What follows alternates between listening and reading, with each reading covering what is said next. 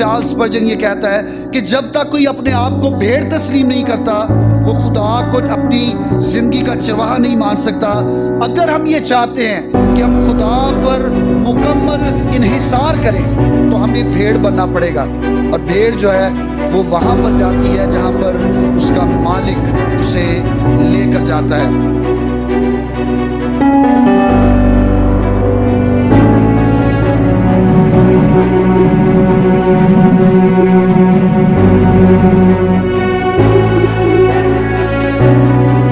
زبور 23 خداوند کے کلام میں سے تلاوت کیا جائے گا۔ پرانے عہد نامہ میں سے مزامیر کی کتاب میں سے زبور 23 اس کی تلاوت کو سنیں گے۔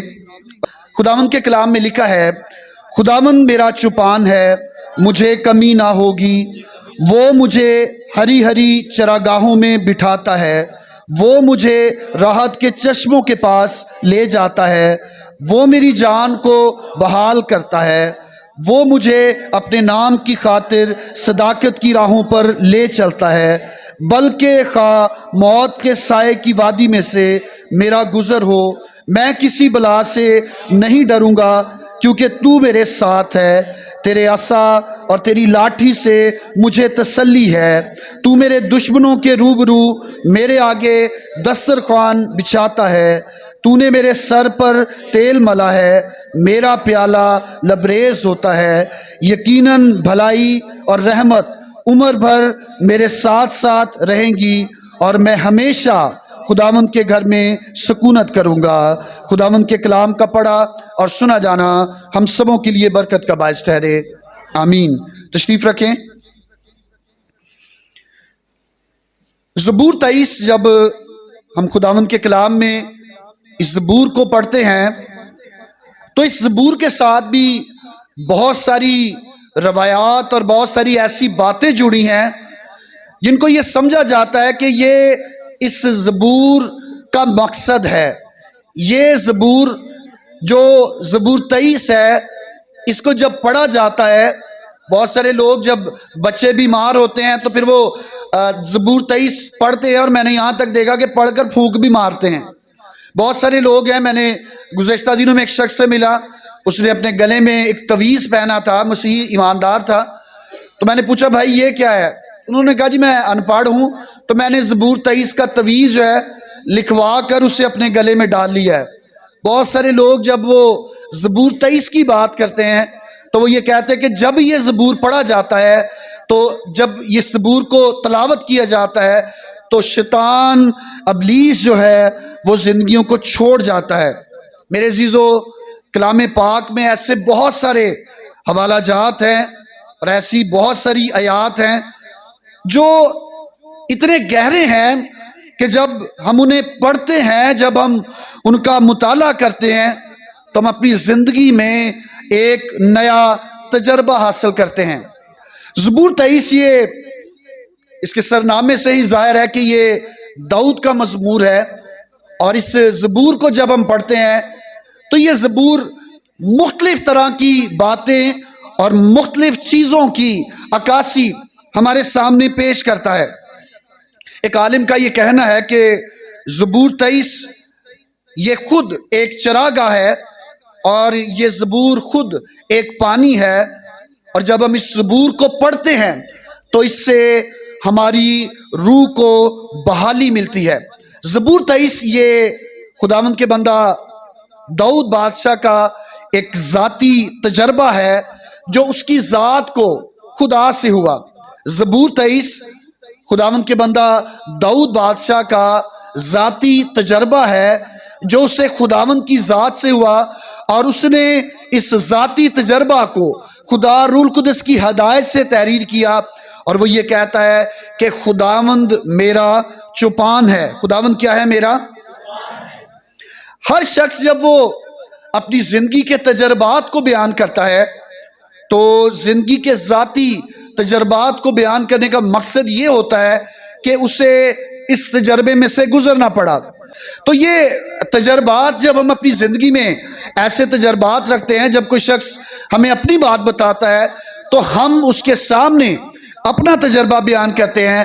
زبور 23 یہ خداوند کے بندہ داؤد کا ذاتی تجربہ ہے، جو اسے خداوند کی ذات پر بھروسہ رکھنے کی وجہ سے ہوا۔ اور باقی کے مزامیر جو ہم نے جن پر کلام سیکھا وہ زبور 16 ہے یا زبور 20 ہے، تو اس میں وہ لوگوں کی بات کرتا ہے، اس میں وہ لوگوں کے تجربات کی بات کرتا ہے۔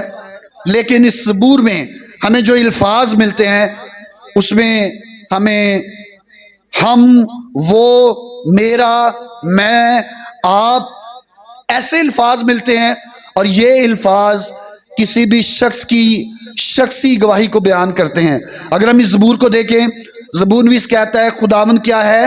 میرا چوپان ہے۔ وہ لوگوں کی بات نہیں کرتا، وہ کہتا ہے مجھے، اپنی ذات کی بات کرتا ہے کہ مجھے کمی نہ ہوگی۔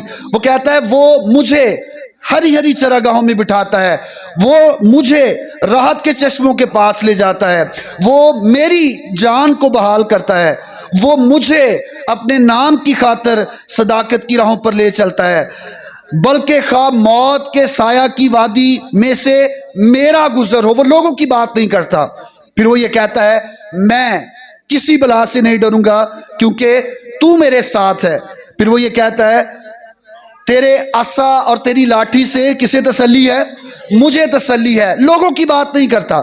پھر وہ یہ کہتا ہے تو میرے دشمنوں کے، وہ لوگوں کے، اسرائیل کے دشمنوں کی بات نہیں کرتا، وہ یہ کہتا ہے کہ جو میرے دشمن ہے تو ان دشمنوں کے سامنے میرے آگے کیا بچھاتا ہے؟ اور پھر وہی کہتا ہے کہ تو نے قوم کی بات نہیں کر رہا، نبیوں کی، پہلے بادشاہ کی بات نہیں کرتا ہے، کہتا ہے تو نے میرے سر پر تیل ملا ہے، اور وہ کہتا ہے کہ پیالہ بھی میرا ہی لبریز ہوتا ہے، اور وہ کہتا ہے کہ یقیناً بھلائی اور رحمت عمر بھر لوگوں کے ساتھ نہیں میرے ساتھ ساتھ رہیں گی۔ اور وہ کہتا ہے آخر میں کہ میں ہمیشہ خدا کے گھر میں کیا کروں گا۔ زبور 16 میں اس کا تجربہ کچھ اور ہے۔ زبور 16 میں وہ یہ کہتا ہے کہ غیر معبودوں کے پیچھے دوڑنے والوں کا غم بڑھ جائے گا۔ وہ لوگوں کی بات کر رہا ہے۔ اور زبور 20 میں وہ اس بات کو کہتا ہے کہ ہم تو خداوند اپنے خدا کے نام کا جھنڈا کھڑا کریں گے، ہم اس کے نام کا جھنڈا کھڑا کریں گے۔ وہ لوگوں کی بات کرتا ہے۔ لیکن زبور 23 یہ خداوند کے بندہ زبور نویس داؤد کا ذاتی تجربہ ہے جسے وہ لکھتا ہے۔ اور میرے عزیزو یہ زبور بیان کرتا ہے کہ پریشانیوں میں مجھے یعنی ہمیں شخصی طور پر خداوند پر بھروسہ کرنا ہے۔ پریشانیوں میں کیا کرنا ہے؟ خداوند پر۔ یہ زبور 23 بھی ایسا ہی زبور ہے جسے جنازے کے موقع پر گایا جاتا ہے۔ اے خداوند میرے تو ہے کر رکھوالی، میرا سب بھروسہ تو ہے رب والی۔ اور اس زبور کے ساتھ بھی جو روایت جڑی ہے وہ یہی ہے کہ یہ زبور مزامیر میں سے وہ زبور ہے جسے کسی کی وفات کے موقع پر گایا جاتا ہے۔ لیکن یہ زبور ہمیں خداوند پر بھروسہ کرنے اور ہمیں بڑی تسلی کا پیغام دیتا ہے۔ اور یہ الفاظ جو زبور 23 کے اندر موجود ہیں، یہ الفاظ داؤد کے یقین محکم کو بیان کرتے ہیں جو اسے خدا کی ذات پر تھا۔ جو کیا تھا؟ داؤد کو خدا کی ذات پر بھروسہ تھا۔ یہ الفاظ داؤد کے بھروسے کو بیان کرتے ہیں۔ اور اس زبور میں داؤد خداوند کو ایک چوپان، ایک چرواہے کے طور پر بیان کرتا ہے۔ اور اس زبور میں اس کی جو زندگی ہے، جو اس کا پروفیشن تھا، جو اس کا پیشہ تھا، اس زبور میں اس کے پیشے کا اظہار بھی ہوتا ہے۔ کیونکہ کوئی بتا سکتا ہے داؤد بادشاہ پیشہ کیا تھا اس کا جب تب وہ بادشاہ نہیں بنا تھا؟ بھیڑیں چرایا کرتا تھا۔ تو جب وہ بھیڑیں چراتا تھا تو وہ خداوند کو اپنا خدا مانتا ہے۔ اور خداوند کے ایک بندہ ہے چارلس اسپرجن، وہ یہ کہتا ہے کہ جب تک کوئی آدمی اپنے آپ کو بھیڑ تسلیم نہیں کرتا، جب تک کوئی آدمی اپنے آپ کو بھیڑ تسلیم نہیں کرتا، وہ خدا کو اپنا چرواہا نہیں مان سکتا۔ بھیڑ جو ہے وہ چرواہے کے پیچھے پیچھے چلتی ہے۔ بھیڑ کی یہ خوبی ہے کہ وہ چرواہے کے پیچھے چلتی ہے اور جو بکریاں ہیں انہیں ہانکنا پڑتا ہے، بھیڑ کو ہانکنا نہیں پڑتا، کیونکہ جہاں جہاں پر چرواہا جاتا ہے وہ انہیں آواز دیتا ہے، منہ سے مختلف آوازیں بھیڑیں چرانے والے نکالتے ہیں، بھیڑیں اس آواز کو پہچانتی ہیں۔ خداوند کا بندہ چارلس اسپرجن یہ کہتا ہے کہ جب تک کوئی اپنے آپ کو بھیڑ تسلیم نہیں کرتا وہ خدا کو اپنی زندگی کا چرواہا نہیں مان سکتا۔ اگر ہم یہ چاہتے ہیں کہ ہم خدا پر مکمل انحصار کریں تو ہمیں بھیڑ بننا پڑے گا، اور بھیڑ جو ہے وہ وہاں پر جاتی ہے جہاں پر اس کا مالک اسے لے کر جاتا ہے۔ پہلی آیت زبور 23 اور اس کی پہلی آیت میں کیا لکھا ہے؟ پہلی آیت کے پہلے حصہ میں خداوند میرا چوپان ہے، مجھے کمی نہ ہوگی۔ یہ خیال کہ خداوند میرا چوپان ہے یا خداوند میرا چرواہا ہے، یہ خیال داؤد بادشاہ کی زندگی میں اسے صرف بھیڑیں چراتے ہوئے نہیں آیا۔ اکثر اوقات اس آیت کی تشریح کی جاتی ہے اور یہ درست بھی ہے کہ داؤد بادشاہ چونکہ پیشے کے لحاظ سے بادشاہ ہونے سے پہلے، مقرر ہونے سے پہلے وہ بھیڑیں چرایا کرتا تھا، اور ہم نے خداوند کے کلام میں سیموئیل نبی کی کتاب میں سے یہ دیکھا کہ جب کوئی شیر اس کی بھیڑوں پر حملہ کرنے کے لیے آتا تو وہ اسے چیر پھاڑ دیتا تھا۔ تو وہ داؤد بادشاہ جب خداوند کو اپنا چوپان کہتا ہے تو وہ خداوند کو اپنا چوپان صرف اس لیے نہیں کہتا کہ وہ بھیڑیں چرانے والا ایک چرواہا تھا، بلکہ وہ خداوند کو اپنا چوپان اس لیے بھی کہتا ہے کیونکہ وہ شریعت سے واقف تھا۔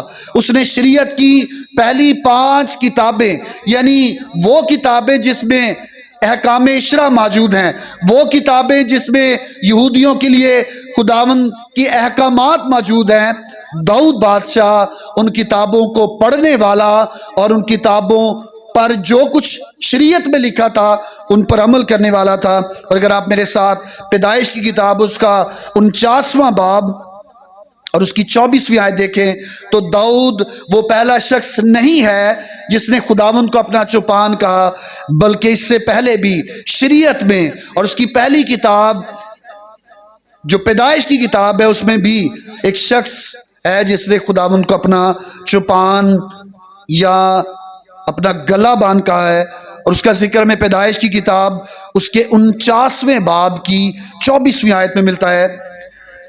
کلام مقدس میں لکھا ہے لیکن اس کی کمان مضبوط رہی اور اس کے ہاتھوں اور بازوں نے یعقوب کے قادر کے ہاتھ سے قوت پائی، وہیں سے وہ چوپان اٹھا ہے جو اسرائیل کی چٹان ہے۔ جو کیا ہے؟ اسرائیل کی۔ یہ خداوند یسوع مسیح کے لیے یعقوب، خداوند کے بندہ یعقوب نے جو نبوت کی، جس کا ذکر ہمیں پیدائش کی کتاب اس کے 49ویں باب میں ذکر ملتا ہے، ہمیں یعقوب خداوند کے بندہ کے منہ سے اس بات کا ذکر ملتا ہے کہ وہیں سے چوپان جو اسرائیل کی چٹان ہے وہ اٹھا ہے۔ اور یعقوب بھی وہ خداوند کو چوپان کہتا ہے، اور جب ہم خداوند کے کلام میں یوحنا کی انجیل میں آتے ہیں تو یسوع مسیح نے خود کہا کہ وہ چوپان، وہ چرواہا، وہ گلابان جس کا ذکر کلام میں تھا، یسوع مسیح نے بتایا۔ جب ہم یوحنا کی انجیل اس کے 10ویں باب کو پڑھتے ہیں تو یسوع مسیح نے کیا کہا کہ اچھا چرواہا کون ہے؟ میں ہوں، جو میری اچھی بھیڑیں ہیں وہ میری آواز کو پہچانتی ہیں۔ تو داؤد صرف اس لیے خداوند کو اپنا چوپان نہیں کہہ رہا کہ وہ بھیڑیں چراتا تھا، تو بھیڑیں چراتے چراتے اسے خیال آیا کہ چوپان بڑی اچھی طرح بھیڑوں کی حفاظت کرتا ہے، اسی لیے خدا میرا چوپان ہے، بلکہ اس لیے وہ اسے اپنا چوپان یا گلابان مانتا ہے کیونکہ وہ شریعت سے واقف تھا۔ کس سے واقف تھا؟ جب تک کوئی بھیڑ نہیں بنتا، جب تک کوئی بھیڑ نہیں بنتا وہ خداوند کو اپنا چوپان تسلیم نہیں کر سکتا۔ آج بہت سارے لوگ ہیں، بہت ساری زندگیاں ہیں جو خداوند کے پاس آنا تو چاہتی ہیں لیکن بھیڑ نہیں بننا چاہتی۔ بھیڑ جب ہم اس کے بارے میں دیکھیں تو بھیڑ اپنے مالک پر انحصار کرتی ہے، بھیڑ اپنے مالک پر بھروسہ کرتی ہے۔ اگر مالک شاید کبھی صبح نہ اٹھے تو بھیڑیں کبھی بھی وہ جگہ جہاں پر انہیں رکھا گیا ہوتا ہے وہ دیواروں کو پھلانگ کر بھاگ نہیں جاتی. آپ نے شاید کبھی بکریوں کو دیکھا ہو, اگر بکری کو کبھی خوراک نہ مل رہی ہو تو درخت کے ساتھ اپنی آگے والی ہاتھ جو ہے ان کو اٹھا کر وہ اپنی خوراک خود بھی حاصل کرنا شروع کر دیتی ہیں. لیکن بھیڑ کبھی ایسا نہیں کرتی.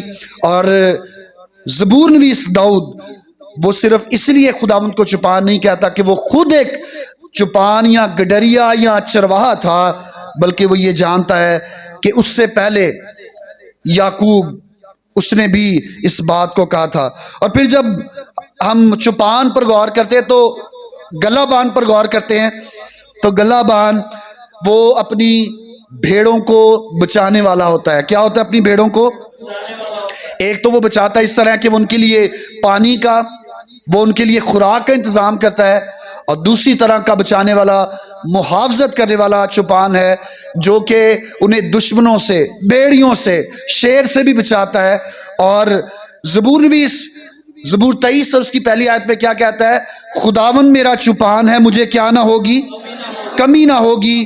اور جب ہم زبور کی کتاب زبور 28 اور اس کی 9ویں آیت کو دیکھتے ہیں تو یہی بات امت کو بچانے والا ہے.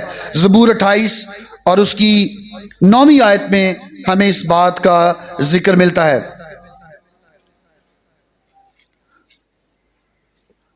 زبور کی کتاب زبور 28 اور اس کی 9ویں آیت, خداوند کے کلام میں لکھا ہے, اپنی امت کو بچا اور اپنی میراث کو برکت دے, ان کی پاسبانی کر. کیا کر؟ ان کی, اور ان کو ہمیشہ تک سنبھالے رہ. اچھا چرواہا جو ہے وہ نہ صرف اپنی بھیڑوں کی رہنمائی کرتا ہے, بلکہ اچھا چرواہا کلام میں لکھا ہے کہ وہ اچھے طور پر پاسبانی بھی کرتا ہے اور اپنی امت کو بچاتا بھی ہے اور انہیں برکت بھی بخشتا ہے. زبور نویس وہ خداوند کو بچانے والا, خداوند کو اپنا رہنما, اپنا پاسبان اور اپنا چوپان کہتا ہے. اور زبور 23 اور اس کی پہلی آیت کے اندر ہمیں جس بات کا ذکر ملتا ہے کہ مجھے کمی نہ ہوگی, اس بات کا ذکر ہمیں یوحنا کی انجیل اور اس کا 10واں باب اور اس کی 11ویں اور 14ویں آیت میں بھی ملتا ہے. یوحنا کی انجیل اس کا 10واں باب اور اس کی 11ویں اور 14ویں آیت. کمی نہ ہوگی, بچانے والا. یسوع مسیح نے کہا اچھا چرواہا بھیڑوں کے لیے کیا کرتا ہے؟ اپنی جان دیتا ہے. جو اچھا چرواہا ہے وہ بھیڑوں کے لیے کیا کرتا ہے؟ اپنی. اور 14ویں آیت میں لکھا ہے اچھا چرواہا میں ہوں, جس طرح باپ مجھے جانتا ہے اور میں باپ کو جانتا ہوں, اسی طرح میں اپنی بھیڑوں کو جانتا ہوں اور میری بھیڑیں مجھے جانتی ہیں, اور میں بھیڑوں کے لیے کیا کرتا ہوں؟ اپنی جان دیتا ہوں. اچھا چرواہا یسوع مسیح ہے. اچھا چرواہا بچانے والا یسوع ہے. ہمیں اپنی پریشانیوں میں اس پر بھروسہ رکھنے کی ضرورت ہے. پریشانیوں میں خداوند پر بھروسہ رکھنا ہے. اور میں اور آپ اس دنیا میں وہ پہلے ایماندار نہیں ہے جو خداوند پر بھروسہ رکھ رہے ہیں. اس سے پہلے کے لوگ جس میں ہمیں خداوند کا بندہ زبور نویس ملتا ہے اور ہم اس کے لیے پڑھتے بھی ہیں, ہم اسے گاتے بھی ہیں کہ رب یالی میرے کول میرے دلوں نہیں ڈول. ہم گاتے تو ہیں لیکن جب پریشانیاں مسائل ہمیں گھیر لیتے ہیں تو ہم خداوند کو چھوڑ جاتے ہیں. لیکن زبور نویس یہ کہتا ہے کہ خداوند میرا چوپان ہے, اسی لیے مجھے کمی نہ ہوگی. I shall not want, مجھے کسی چیز کی کمی نہ ہوگی. اور اس لیے نہیں ہوگی کیونکہ میرا چوپان, میرا بچانے والا, میری ضرورتیں پوری کرنے والا, میرا فکر کرنے والا میرا خداوند ہے. دوسری آیت زبور 23 اور اس کی دوسری آیت جب ہم خداوند کے کلام میں اسے دیکھتے ہیں تو یہ آیت بھی خداوند کی ایک اور صفت کو بیان کرتی ہے. اور زبور 23 اور اس کی دوسری آیت خداوند کے کلام میں لکھا ہے وہ مجھے ہری ہری چراگاہوں میں بٹھاتا ہے. وہ کیا کرتا ہے؟ مجھے ہری ہری چراگاہوں میں. ایک چرواہے کے طور پر جب ہم خداوند کو اپنی روحوں کا گلہ بان چرواہا مانتے ہیں، تو ایک چرواہے کے طور پر خداوند جانتا ہے کہ اس کی بھیڑ کو، اس پر بھروسہ کرنے والے کو کس چیز کی ضرورت ہے۔ ہری ہری چراگاہوں میں بٹھانا، یہ خوراک جو بھیڑوں کو دی جاتی ہے یا جانوروں کو دی جاتی ہے، ہری خوراک، چارہ، یہ اس کی بات کی گئی ہے۔ اور زبور بھی اسے کہتا ہے کہ وہ میرا چوپان ہے، مجھے کسی چیز کی کمی نہ ہوگی۔ اور وہ کمیاں جو کسی بھیڑ کو ہو سکتی ہیں اس کا ذکر سب سے پہلے وہ کرتا ہے، اور وہ کمی ہے خوراک کی کمی۔ اور وہ یہ کہتا ہے کہ وہ خوراک کی کمی نہیں آنے دیتا، بلکہ کیا لکھا ہے، وہ مجھے ہری ہری چراگاہوں میں کیا کرتا ہے۔ یہ نہیں لکھا کہ وہ مجھے ہری ہری چراگاہوں میں چراتا ہے، کیا لکھا ہے، وہ ہری ہری چراگاہوں میں بٹھاتا ہے۔ خداوند یہ جانتا ہے کہ اس کی بھیڑ کی کیا ضرورت ہے، اور ایک حقیقی چرواہا ہوتے ہوئے نہ صرف وہ ان کی ضرورت کو پورا کرتا ہے، بلکہ وہ افراد کے ساتھ وہ سب کچھ جو انہیں چاہیے وہ انہیں مہیا کرتا ہے۔ یہاں پر لفظ چراتا نہیں بلکہ لکھا ہے بٹھاتا ہے۔ اس کا مطلب یہ ہے کہ وہ چراگاہ اتنی بڑی ہے، اس کی چراگاہ اتنی بڑی ہے کہ اگر ایک بھیڑ اس چراگاہ میں پہنچ جائے تو وہ کھانے کے بعد، وہ سیر ہونے کے بعد اسی جگہ پر لیٹ جائے گی، اسی جگہ پر آرام کرے گی، کیونکہ خداوند اس کا اچھا چوپان ہے۔ جب ہم خداوند میں ہوتے ہیں، جب ہم خداوند کے ساتھ اپنی زندگی کو بسر کر رہے ہوتے ہیں، تو وہ صرف ہمیں اچھی خوراک نہیں دینا چاہتا۔ متی کی انجیل میں اور اس کے 6 باب میں خداوند یسوع مسیح نے کہا کہ کھانے کے لیے فکر نہ کرو کہ کیا کھائیں گے یا کیا پیئیں گے، پرندوں پر غور کرو، وہ نہ بوتے ہیں نہ کاٹتے ہیں، کوئی محنت نہیں کرتے، خداوند ان کو بھی دیتا ہے۔ اور پھر کلام میں لکھا ہے کہ اپنی پوشاک کے لیے، لباس کے لیے فکر نہ کرو، جنگلی سوسن پر غور کرو، خداوند کیسی خوبصورت پوشاک اسے پہناتا ہے۔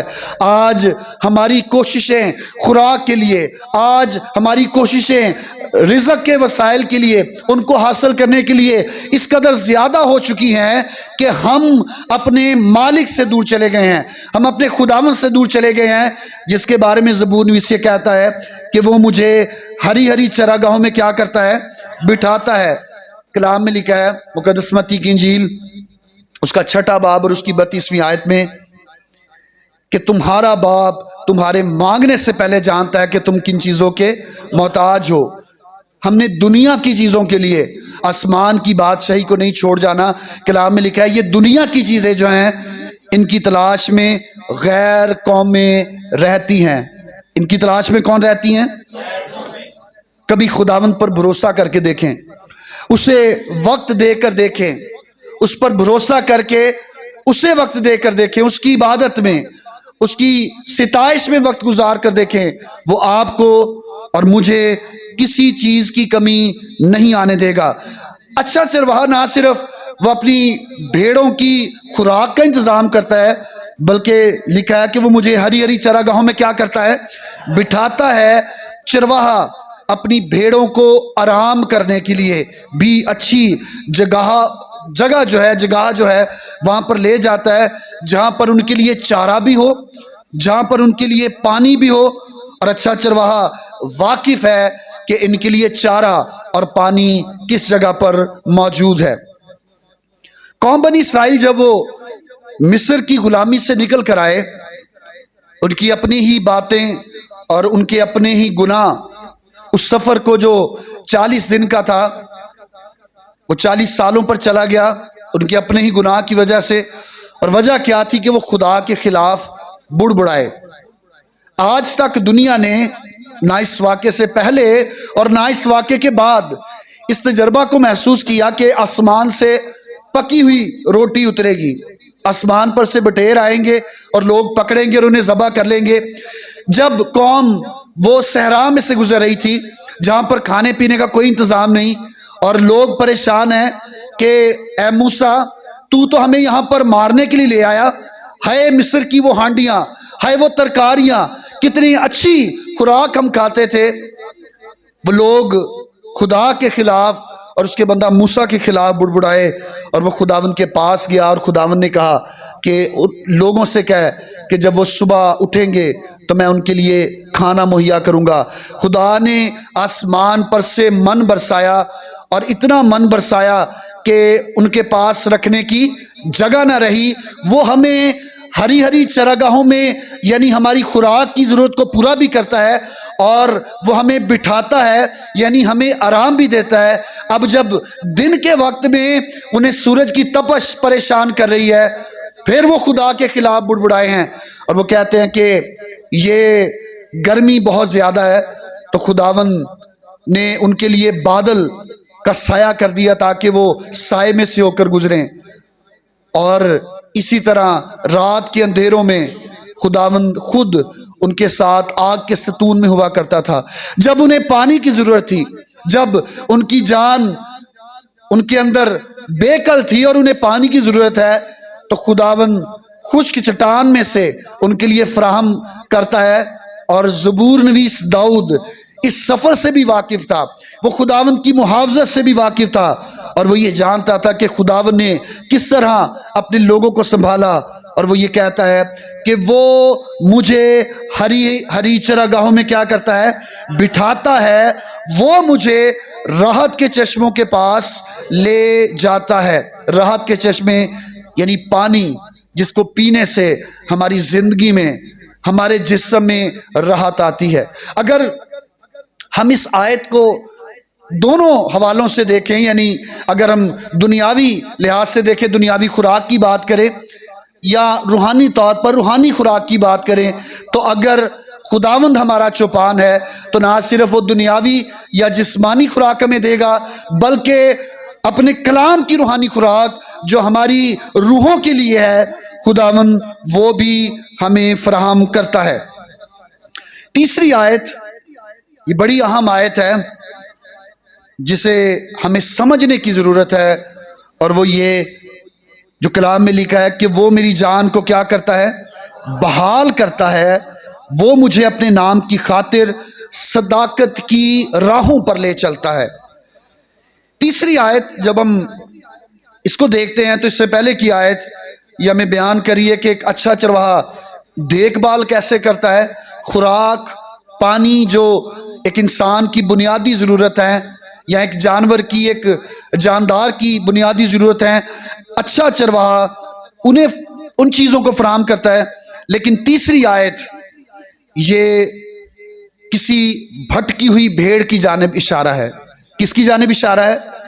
وہ بھیڑ، وہ ایماندار جو بھٹک گیا ہے، یہ تیسری آیت اس کی جانب اشارہ ہے۔ اور تیسری آیت میں لکھا ہے کہ وہ میری جان کو بحال کرتا ہے، اور انگریزی زبان میں لفظ بحال جو ہے اس کے لیے جو لفظ آیا وہ ہے ریسٹور، بحال کرنا۔ کہ جب ہم گناہ کر لیتے ہیں، جب ہم خدا سے دور چلے جاتے ہیں، تو خداوند خدا جب ہم اس کے پاس واپس آتے ہیں تو وہ ہمیں ٹھکرا نہیں دیتا، بلکہ زبور نویس کیا کہتا ہے کہ وہ میری جان کو کیا کرتا ہے؟ یسوع مسیح نے اچھے چرواہے کی صفت بیان کی اور کہا کہ اچھا چرواہا وہ ہے جو 99 کو چھوڑ کر کس کے پیچھے جاتا ہے؟ ایک بھیڑ جو کھو گئی ہے، جو دور چلی گئی ہے، جس نے اپنا راستہ بدل لیا ہے۔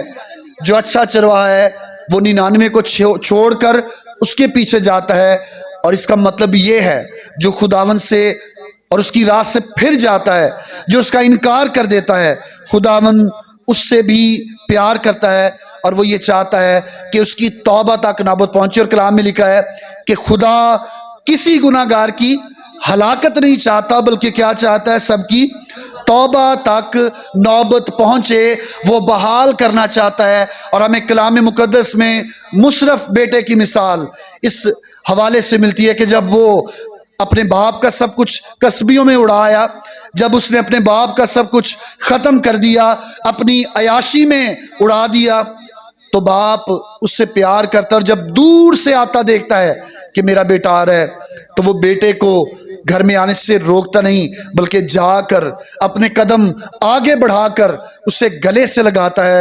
اور زبور نویس بھی اسی بات کو بیان کرتا ہے کہ وہ کیا کرتا ہے؟ میری جان کو بحال کرتا ہے۔ اور آگے لکھا ہے وہ مجھے اپنے نام کی خاطر صداقت کی راہوں پر لے چلتا ہے۔ خداوند کے پاس جب ہم آتے ہیں تو وہ پریشانیاں جو ہماری زندگی میں گناہ کی وجہ سے ہوتی ہیں. بہت سارے لوگ ہیں وہ چرچ نہیں آتے.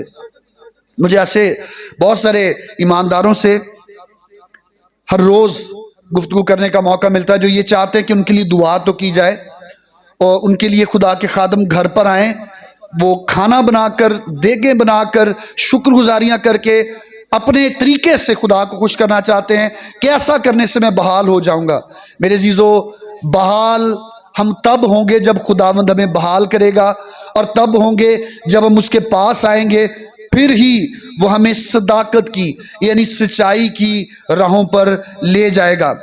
جب ہم خداوند کی طرف آتے ہیں, بحال ہوتے ہیں, تو پھر وہ ہماری زندگی میں سچائی اور پاکیزگی کا آغاز کرتا ہے.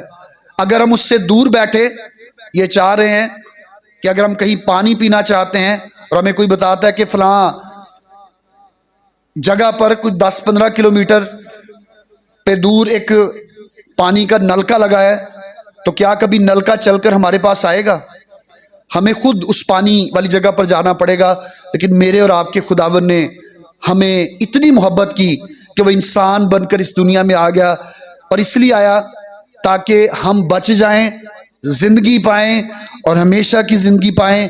وہ ہمارے پاس آ گیا. اب ایک کام ہے جو ہمارا ہے, وہ یہ کہ ہم اس کے پاس آئیں, اپنے گناہوں کا اقرار کریں اور اپنی زندگی اسے دیں تاکہ وہ کیا کرے, ہماری جان کو بحال کرے, اور اس بحالی کے وسیلہ سے ہماری زندگی میں سچائی آئے اور ہماری راہیں تبدیل ہو جائیں. بھیڑوں کو یہ جاننے کی ضرورت نہیں کہ سبز چراگاہ یا راحت کے چشمے کہاں پر ملیں گے.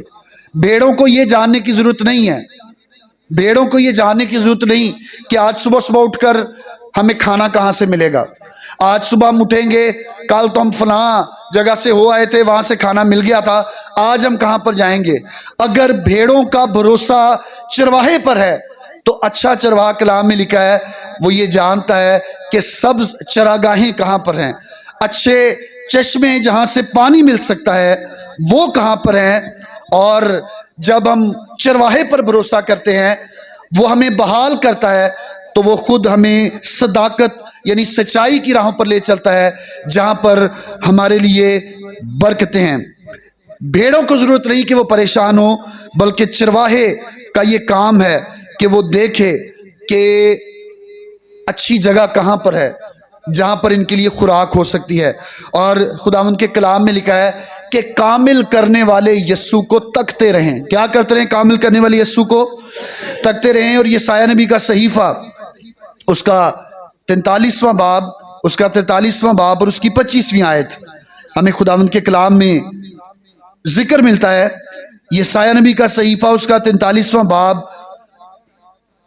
اور اس کی 25ویں آیت میں لکھا ہے, میں ہی وہ ہوں جو اپنے نام کی خاطر تیرے گناہوں کو مٹاتا ہوں, جان کو بحال کرتا ہوں, اور میں تیری خطاؤں کو یاد نہیں رکھوں گا. خداوند کہتا ہے کہ جب وہ جان کو بحال کرتا ہے تو وہ کیا کرتا ہے؟ خطاؤں کو مٹاتا ہے, اور خطاؤں کو, گناہوں کو مٹاتا ہے اور خطاؤں کو یاد نہیں رکھتا. اور یہ یسایہ نبی کے صحیفہ میں ہی یہ لکھا ہے کہ میرے پاس واپس آ جا کیونکہ میں نے کیا کیا ہے؟ تیرا فدیہ دیا ہے. میں نے کیا کیا ہے؟ تیرا فدیہ دیا ہے. وہ میری جان کو بحال کرتا ہے. ہمیں اس کی جانب جو ہماری جان کو بحال کرتا ہے اس کی جانب تکتے رہنا ہے, تب ہی بحالی ہمیں حاصل ہوگی. اور جب ہم آگے خداوند کے کلام میں بڑھتے ہیں, زبور 23 اور اس کی 4 آیت جب ہم خداوند کے کلام میں سے اسے پڑھتے ہیں تو یہ آیت ایک اور نئی بات خداوند پر بھروسہ کرنے کے لیے ہمیں بتاتی ہے, اور وہ یہ ہے کہ بلکہ خواہ موت کے سایہ کی وادی میں سے میرا گزر ہو, میں کسی بلا سے نہیں ڈروں گا کیونکہ تو میرے ساتھ ہے. کیونکہ کون میرے ساتھ ہے؟ ایک بڑی اچھی کتاب ہے جس کا نام ہے مسیحی مسافر, اور اس کا مصنف ہے جان بینین. اور اگر آپ کو کبھی تجربہ ہو اس کتاب کو پڑھنے کا, تو جان بینین نے اس کتاب کو جب لکھا تو یہ کتاب ایک تصوراتی کتاب ہے کہ ایک ایماندار کی زندگی میں اس کا سفر جو ہے اسے کن کن چیزوں کا سامنا کرنا پڑتا ہے۔ تو جان بینین اس کتاب میں جو مسیح مسافر کتاب ہے اس میں وہ بیان کرتا ہے کہ ایک شخص جو سفر پر نکلا، راستے میں اس کے دوست اسے ملے، اس کے دوست اس کے ایمان کو خراب کرنا چاہتے ہیں، وہ اس کی راہ کو تبدیل کرنا چاہتے ہیں۔ اسے راستے میں ایسی جگہوں سے بھی گزرنا پڑا جہاں پر اس کی جان شکنجے میں پھنس گئی، اسے خونخوار جانوروں کا سامنا کرنا پڑا، لیکن اس کتاب کے آخر میں جان بینین یہ بیان کرتا ہے کہ وہ مسیح مسافر آسمان کی بادشاہی میں پہنچ گیا۔ اور میرے عزیزو، اگر ہم آسمان کی بادشاہی میں جانا چاہتے ہیں تو صرف عبادت کرنے سے، صرف بپتسمہ لینے یا پاک شراکت میں آنے سے ہی ہم آسمان کی بادشاہی کے وارث نہیں ٹھہریں گے۔ اس دنیا میں رہتے ہوئے، اس دنیا میں زندگی گزارتے ہوئے، ہر روز جب ہماری زندگی میں ایسی چیزیں آتی ہیں جو ہمیں چرواہے کو، چوپان کو چھوڑ کر اس کے ہاتھ کے نیچے سے ادھر ادھر جانے کے لیے تیار کرتی ہیں، ہمیں ان چیزوں کا انکار بھی کرنا پڑے گا۔ اور جب ہم اس دنیا میں رہتے ہیں، موت ہمارے سر پر منڈلا رہی ہوتی ہے اور ہمیں یہ لگتا ہے کہ اب یہ بیماری مجھے لے ڈوبے گی، یہ حادثہ جو میری زندگی میں ہوا، یہ غم جو میری زندگی میں آیا، یہ مجھے ختم کر دے گا، تو ہمیں اس وقت میں بھی خداوند پر بھروسہ کرنے کی ضرورت ہوتی ہے۔ موت کے سایہ کی وادی، یہ وہ جگہ ہے جب ہم موت کے قریب ہوتے ہیں۔ اور خداوند کا بندہ ایوب وہ بیان کرتا ہے، ایوب کی کتاب اس کا 10واں باب اور اس کی 21ویں اور 22ویں آیت میں لکھا ہے، ایوب کی کتاب اس کا 10واں باب اور اس کی 21ویں اور 22ویں آیت میں لکھا ہے، اس سے پہلے کہ میں وہاں جاؤں جہاں سے پھر نہ لوٹوں گا، یعنی تاریکی اور موت اور سایہ کی سرزمین کو، گہری تاریکی کی سرزمین کو جو خود تاریکی ہی ہے، موت کے سایہ کی سرزمین جو بے ترتیب ہے اور جہاں روشنی بھی ایسی ہے جیسی تاریکی۔ ایوب خداوند کا بندہ یہ بیان کرتا ہے کہ وہ جگہ جہاں سے انسان پھر نہیں لوٹتا، یعنی تاریکی اور موت کے سایہ کی وادی۔ اور یہ وادی اس کے لیے بھی زبونوی سے کہتا ہے کہ بھلے مجھے موت آ جائے، میری زندگی میں مجھے موت کا سامنا کرنا پڑے، میں نہیں ڈروں گا، کیونکہ کون میرے ساتھ ہے؟ تو میرے ساتھ ہے۔ سب مل کر بولیں، کون میرے ساتھ ہے؟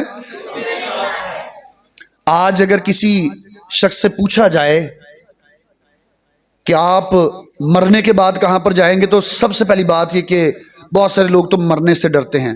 ہاں، برا نہیں ہے، ڈرنا چاہیے، لیکن یہ ڈر، میں جس ڈر کی بات کر رہا ہوں وہ یہ کہ پتہ نہیں مرنے کے بعد کیا ہوگا۔ جو ایماندار ہے، جو خداوند پر بھروسہ کرتا ہے، وہ موت سے نہیں ڈرتا۔ تو موت سے نہ ڈرنے کی ہرگز یہ بات نہیں کہ گاڑی آ رہی ہے اس کے آگے کھڑے ہو جائیں، یا آگ ہے، نقصان پہنچانے والی چیز ہے، ہم کہیں مجھے کچھ نہیں ہوگا۔ اس کا مطلب یہ ہے کہ اگر ہم کسی ایسی جگہ سے گزر رہے ہیں جہاں پر لوگ یہ کہتے ہیں کہ یہاں پر موت ہے، یہاں پر تکلیفیں ہیں، یہاں پر پریشانیاں ہیں، تو ہمیں اس وقت میں بھی خداوند پر بھروسہ کر رہا ہے۔ خداوند ہماری زندگی کو موت سے، ایسی موت سے جس کا وقت خداوند کی طرف سے مقرر نہیں، خداوند ہمیں اس سے بھی بچائے گا۔ اور ہم نے اپنی زندگی میں آج سے چند سال پہلے جب پوری دنیا میں کووڈ آیا، کرونا آیا، ہم سبوں نے اپنی زندگی میں اس تجربہ کو دیکھا کہ دنیا میں ہر طرف ہلاکتیں ہو رہی تھی، دنیا میں ہر طرف لوگ مر رہے تھے، ہر طرف کہیں کسی کی سانس بند ہو رہی ہے، کہیں کسی کا بخار ختم نہیں ہو رہا، کسی کے پھیپھڑے جو ہیں وہ کام کرنا چھوڑ گئے، لیکن خداوند نے ہمیں بچائے رکھا۔ اور کیوں ایسا رکھا؟ کیونکہ کلام یہ کہتا ہے، داؤد بادشاہ کا یہ تجربہ ہے، اور یہ تجربہ ہمیں بھی حاصل ہوا کہ اگر ہمارا گزر موت کے سائے کی وادی میں سے بھی ہو تو ہم نہیں ڈرتے، کیونکہ کون ہمارے ساتھ ہے؟ خدا ہمارے ساتھ ہے۔ اور زبور 91 میں زبونوی سے کہتا ہے کہ وہ تیرے واسطے کرے گا فرشتیاں نو فرمان، کہ وہ سب تیریاں راواں وچ ہون تیرے نگہبان۔ اگر ہمارا گزر موت کے سائے کی وادی میں سے بھی ہے، یہ ان کے لیے ہے جن کا چوپان خداوند ہے، ان کے لیے نہیں جو پریشانی تکلیف آئے پھر جلدی جلدی خدا کے آگے جھک جاتے ہیں. پھر چرچ شام کی عبادت بھی صبح بھی اگر کبھی صبح عبادت نہیں ہوئی تو ناراض ہوتی جی چرچ نہیں کھلا آج. لیکن جیسے ہی پریشانی کا حال نکلا اس چوپان کو اس گلہ بان کو چھوڑ جاتے ہیں. یہ ان لوگوں کے لیے نہیں, یہ ان کے لیے ہے جو اپنی زندگی کے ہر وقت میں خدا سے رہنمائی چاہتے ہیں. وہ اس گلہ بان کو چھوڑ کر نہیں جاتے. اور کلام میں لکھا ہے بڑا خوبصورت اس کے لیے سارا بیان کیا گیا ہے کہ جیسے مرغی اپنے بچوں کو اپنے پروں تلے چھپا لیتی ہے, اسی طرح خداوند کے ساتھ جو لوگ رہتے ہیں وہ محفوظ رہیں گے. اور کیوں رہیں گے؟ کیونکہ کون ان کے ساتھ ہے؟ خدا ان کے ساتھ ہے. عصا اور لاٹھی یہ دونوں چیزیں بچاؤ. لاٹھی جو ہے ہم اسے استعمال کرتے ہیں اپنے بچاؤ کے لیے. کبھی کوئی جانور سامنے آ جائے, پرانے وقتوں میں لوگ لاٹھی اپنے پاس رکھتے تھے تاکہ اگر کوئی خونخوار جانور سامنے آ جائے تو وہ اسے مار سکیں, وہ اس کے ساتھ لڑ سکیں, اس پر حملہ کر سکیں تاکہ انہیں نقصان نہ ہو. لاٹھی یہ بچاؤ کی علامت ہے اور عصا جو ہے یہ رہنمائی کی علامت ہے. تو زبور نویس وہ نہ لاٹھی پر بھروسہ کرتا ہے اپنی لاٹھی پر, اور نہ عصا پر جو اس کے ہاتھ میں ہے جو رہنمائی فراہم کرتا ہے. عصا جو لوگ دیکھ نہیں سکتے ان کے ہاتھ میں جو سٹک یا لکڑی ہوتی ہے اسے عصا کہا جاتا ہے. لاٹھی جو ہے اسے مارنے کے لیے استعمال کیا جاتا ہے. جو لوگ دیکھ نہیں سکتے ان کے پاس عصا ہوتا ہے تو وہ عصا ان کو مدد فراہم کرتا ہے. وہ آس پاس چونکہ انہیں نظر نہیں آ رہا تو وہ مار کر دیکھ لیتے کہ سامنے کوئی پتھر تو نہیں ہے. تو زبور نویس اپنی چیزوں پر اپنی چیزوں پر یا وہ سب کچھ جو اس کے پاس ہے وہ اس پر بھروسہ نہیں کرتا, بلکہ وہ یہ کہتا ہے کہ تیرا عصا یعنی تیری رہنمائی اور تیری لاٹھی یعنی تیرا بچاؤ ہی مجھے بچا سکتا ہے. اور میرے عزیزو آج ہم اپنے خدا پر بہت کم بھروسہ کرتے ہیں. زبور 20 ابھی ہم نے گزشتہ اتوار میں اس کو پڑھا اور اس پہ سے کلام سیکھا. اس میں بھی خداوند کا بندہ کیا کہتا ہے کہ کسی کو گھوڑوں کا اور کسی کو رتھوں کا بھروسہ ہے, پر وہ کیا کہتا ہے ہم کس کا نام لیں گے؟ خداوند اپنے خدا کا ہی نام لیں گے. اور وہ کہتا ہے کہ میں جان گیا ہوں کہ خداوند اپنے ممسو کو کیا کرتا ہے, جو خدا کے چنے ہوئے لوگ ہیں خداوند انہیں بچاتا ہے, جو اپنے ہتھیاروں پر, جو اپنی تلواروں پر, جو اپنی لاٹھی پر, جو اپنے عصا پر نہیں بلکہ خدا پر بھروسہ کرتے ہیں. کلام میں لکھا ہے کہ انہیں خداوند کی طرف سے تسلی ملے گی جو خداوند پر بھروسہ کرتے ہیں, اور جو اپنی چیزوں پر بھروسہ کرتے ہیں ان کی زندگی میں انہیں تسلی نہیں ہوگی. 5ویں اور 6ٹھی آیت, یہ آیات اس زبور کی باقی آیات سے کچھ مختلف ہیں. اور 5ویں آیت میں کیا لکھا ہے؟ تو میرے دشمنوں کے روبرو کیا کرتا ہے؟ میرے آگے دسترخوان بچھاتا ہے. دشمنوں کے روبرو دسترخوان بچھاتا ہے. اس کو سمجھنے کے لیے میں چاہوں گا کہ ہم زبور کی کتاب اور زبور 6 اور اس کی 7ویں آیت کو دیکھیں. زبور کی کتاب زبور 6 اور اس کی 7ویں آیت. یہ بھی داؤد کا مزمور ہے. اس میں لکھا ہے میری آنکھ غم کے مارے بیٹھی جاتی ہے اور میرے سب مخالفوں کے سبب سے دھندلانے لگی. زبور نویس سے کہتا ہے کہ جب اسے اپنی زندگی میں مخالفت کا سامنا کرنا پڑا, سب سے پہلے ساؤل بادشاہ جو رشتے میں اس کا سسر بھی ہے اور اس کا بادشاہ بھی ہے, اور بادشاہ کی طرف سے ہی جب وہ جاتی جولیت کے ساتھ لڑ کر آیا, فتح یاب ہو کر آیا, اسے انعام کرام بھی دیا گیا, تو بادشاہ کی جانب سے اسے دشمنی کا سامنا کرنا پڑا. پھر غیر قوموں کے بادشاہ داؤد کو ان کے ساتھ جنگ کرنا پڑی. اس کا اپنا بیٹا بھی سلوم جو اس کا اپنا ہی سگا بیٹا ہے وہ اس کی جان کا دشمن بن گیا. جب وہ خداوند کو اپنا چپان مانتا ہے, جب وہ خداوند کو اپنا چرواہا اور اپنی جان کو بچانے والا اور اپنی جان کا لنگر تسلیم کرتا ہے, تو وہ یہ کہتا ہے کہ اے خداوند تو نے تو میرے دشمنوں کے روبرو میرے آگے دسترخوان بچھا دیے. दस्तरखान बिछाना, इसका मतलब ये है कि उनके साथ रूबरू होकर उसने बातचीत की। दस्तरखान बिछा, खुराक जब हम किसी के साथ खाना खाते हैं तो ये हमारी रफाकत को जाहिर करता है। दस्तरखान बिछाने का मतलब ये है कि गो के उसके बड़े बड़े दुश्मन थे, लेकिन खुदावंद ने उसके दुश्मनों को उसके सामने ज़ेर कर दिया। उसका दुश्मन साउल, वो अपनी मौत आप मर गया। उसका दुश्मन जाती जूलिया जो उसके सामने आया, खुदावंद जब उसके साथ था तो उसने एक छोटे चिकने पत्थर से उस बड़े दुश्मन को, जिसका कद दराज था, जब खुदावंद उसके साथ था तो खुदावंद ने उससे गिरा दिया।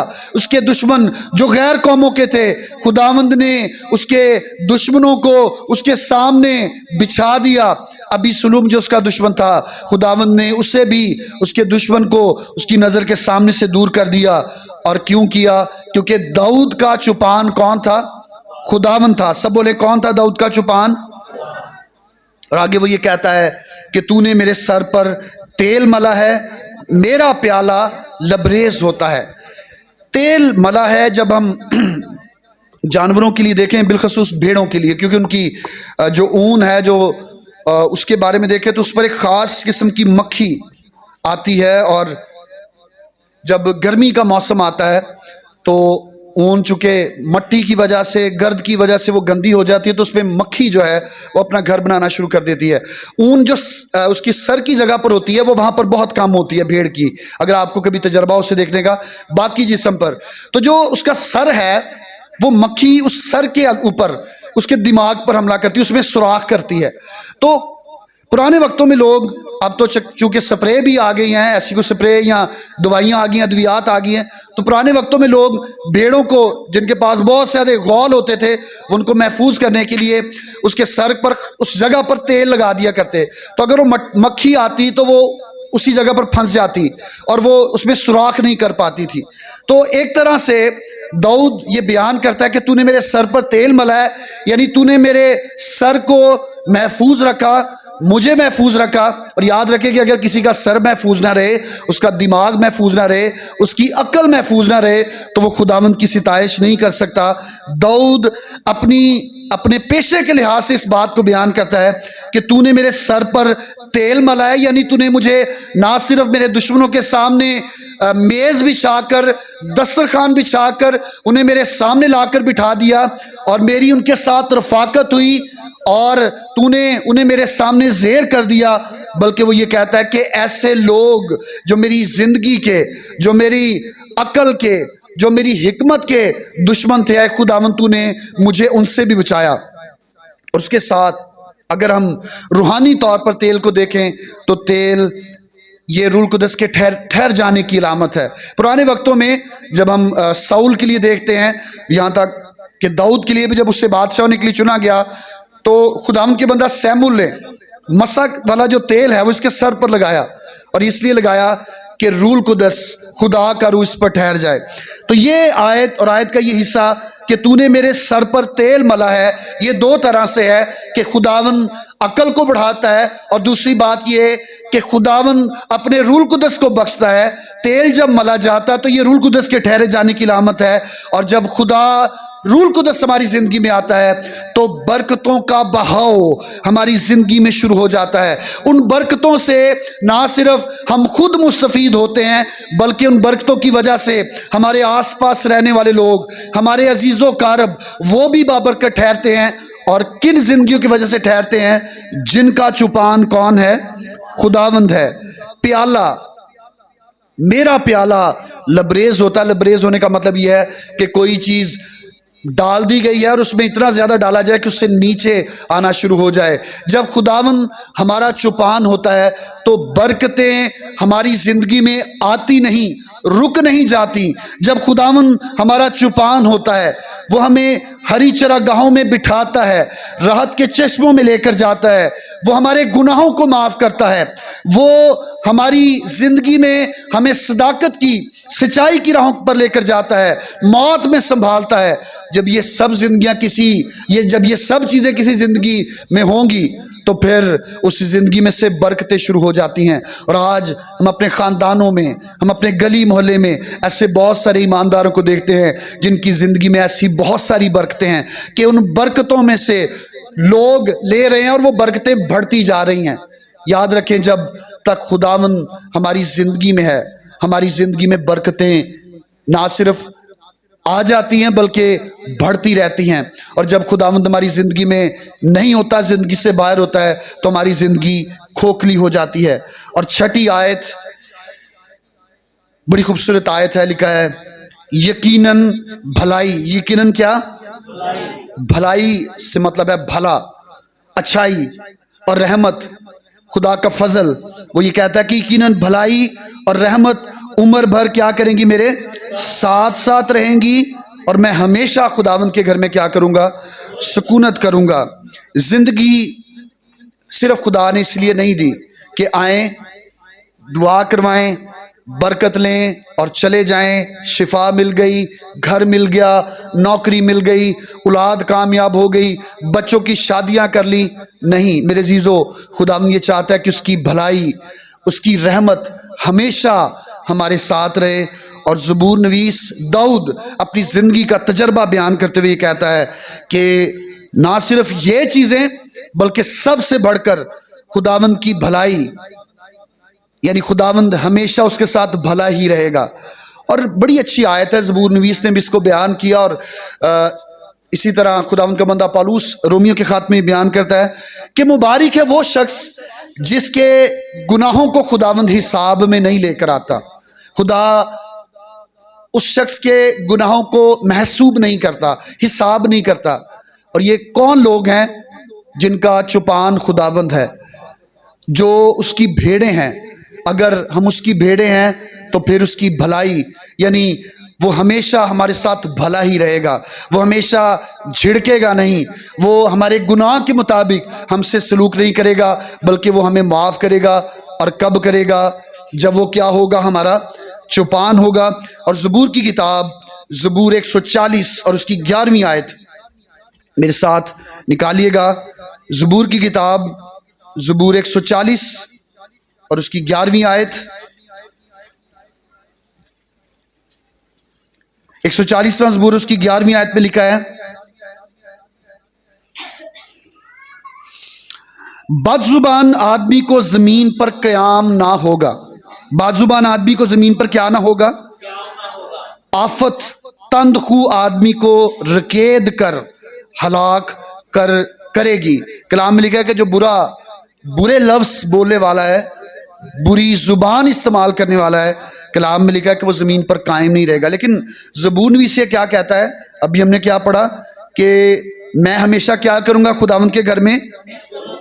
خداوند کا گھر چرچ نہیں ہے، خداوند کا گھر عمارت نہیں ہے، خداوند کا گھر آسمان پر ہے، آسمان کی بادشاہی ہے۔ وہ اس کی بات کرتا ہے کہ جب یہ سب چیزیں میرے ساتھ رہیں گی تو ان کی وجہ سے میں کیا کروں گا؟ خداوند کے گھر میں سکونت کروں گا۔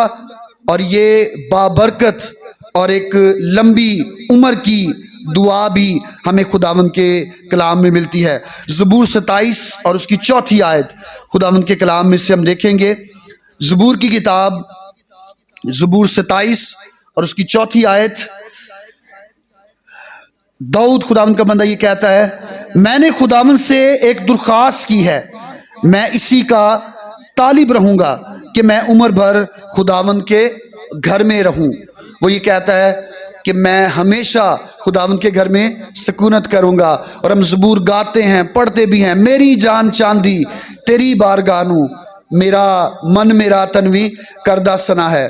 اور پھر زبور 84 میں، مبارک تیرے گھر دے سب رہن والے، سنا تیری اونا دے منہ صدا ہے۔ اب جن کا چوپان خدا ہے وہ تو چرچ بھی آئیں گے، وہ تو خداوند کا نام بھی لیں گے، وہ تو خداوند کی ستائش بھی کریں گے، وہ کبھی بھی گھڑی نہیں دیکھیں گے کہ پیغام بڑا لمبا ہو گیا ہے، کیونکہ انہیں یہ پتہ ہے کہ خداوند کیا ہے؟ میرا چوپان ہے۔ اور زبور نویس اس بات کو بیان کرتا ہے کہ یقیناً بھلائی اور رحمت عمر بھر کیا کریں گی میرے، اور میں ہمیشہ خداوند کے گھر میں سکونت کروں گا۔ زبور 23 خداوند پر بھروسے کی ایک خوبصورت دعا ہے۔ جب ہم پریشانیوں میں ہوں، تکالیف میں ہوں، غم میں ہوں، تو ضرور اپنی زندگی میں اس زبور کو یاد رکھیں، لیکن زبور کو پڑھنے سے پہلے اپنی زندگی کا ضرور جائزہ لیجئے گا کہ کیا میں ایک بھیڑ ہوں جس کا چوپان خداوند ہے؟ ایسی بھیڑ تو نہیں جڑے دجے اجڑ چو آ کے پج کے خدا نہ رل جاندے نے، جدوں خوراک مل گئی تے چھڈ کے پھر دوسرے مالک دے پیچھے۔ ضرورت ہے کہ ہم خداوند کو اپنا چوپان مانیں۔ اگر خداوند ہمارا چوپان ہے تو ہمیں کمی نہ ہوگی، اور اگر خداوند ہمارا چوپان نہیں، غیر معبود، قبریں، پیر فقیر، تویز دھاگے، انسان ہمارے چوپان ہیں، وہ ہمیں چلانے والے ہیں، تو زبور نویس نے یہ بھی کہا کہ غیر معبودوں کے پیچھے دوڑنے والوں کا غم کیا ہوگا؟ بڑھ جائے گا، لیکن جن کا چوپان خداوند ہے وہ ہمیشہ اس کے گھر میں کیا کریں گے؟ سکونت کریں گے۔ خداوند اس کلام کے وسیلہ سے ہم سبوں کو برکت بخشے، آمین۔